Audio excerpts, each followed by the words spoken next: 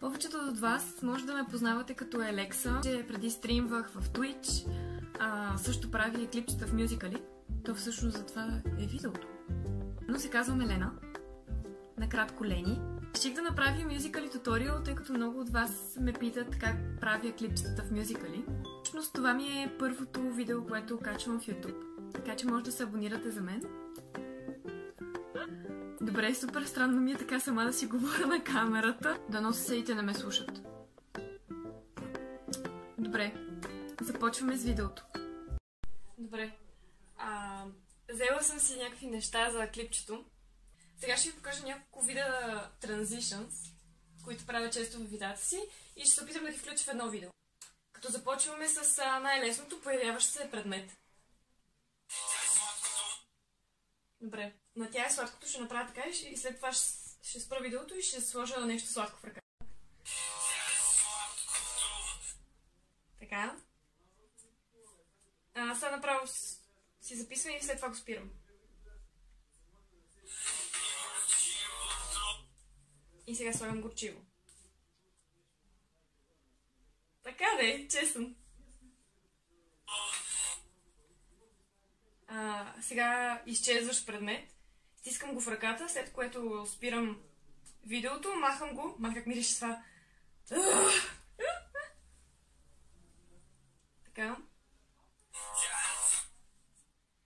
И сега на цветното е така. Ще направя. Все едно си сменям тениската. Така. Сега ще се проблека. Проблякох се и сега, за да изглежда, все едно си свалям потника и го сменям с друг. Слагам потника върху себе си, все едно преди малко е бил върху мен. Е така, и го дърпам напред. Мали! И сега за сивото пак ще се прооблека. Едно се прообличам е така нагоре. Тоест ще дръпна потника нагоре. И сега пак ще се прооблека.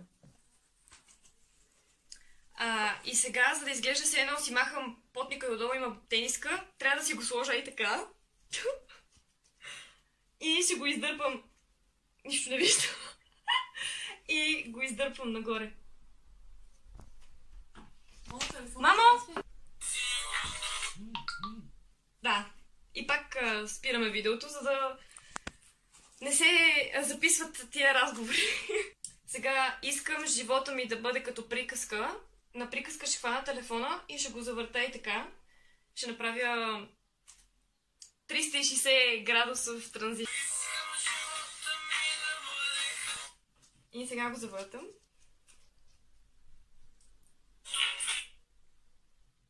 Сега за приказка, за да изглежда малко по-различно, ще си сложа очилата и може би ще си вържа косата на две опашки. На опашки. Опа. Сега продължаваме с транзишъна. Там, откъдето ни е била ръката, сега продължаваме и завъртаме още един път.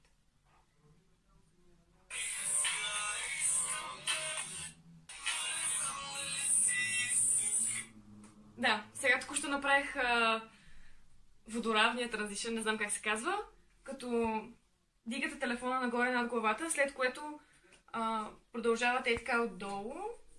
Само, че първо ще си сваля опашки. Така, преоблякох се. И сега продължаваме с транзишъна, като взимаме телефона отдолу.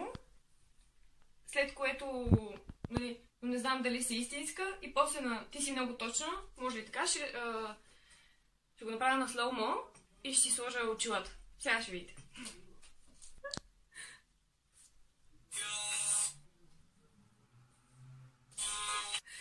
Правя и така и шейквам телефона. Така да не трябва да се мърда много, за да не се развали транзишъна. И слагам очилата. И ръката от същото място, на което сте щракнали. И пускате на слоумо. Добре.